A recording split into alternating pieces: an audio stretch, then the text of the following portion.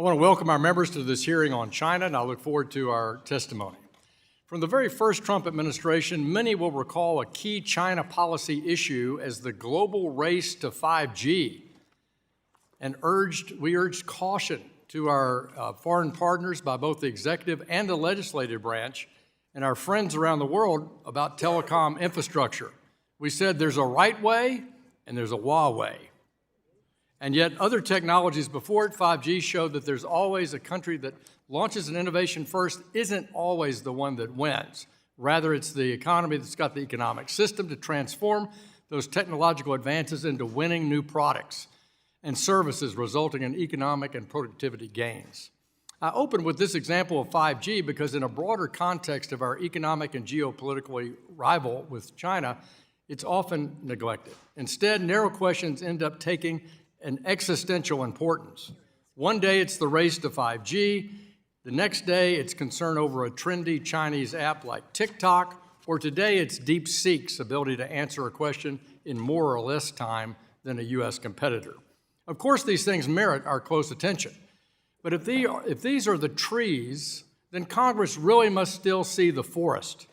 For example, if we edge out China in artificial intelligence, but Washington prevents our companies from commercializing it, what happens?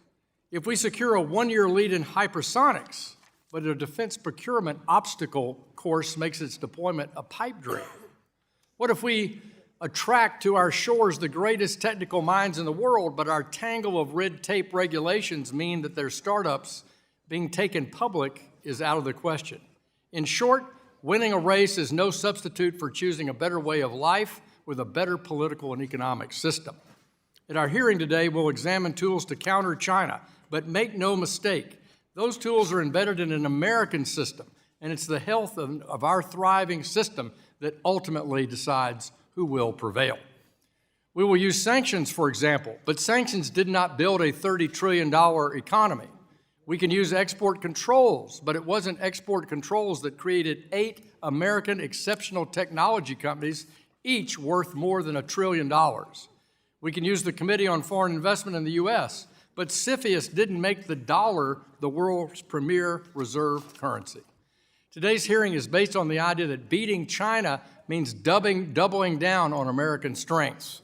First, we must ensure that our federal budget, our fiscal house, is in order and on a sustainable path.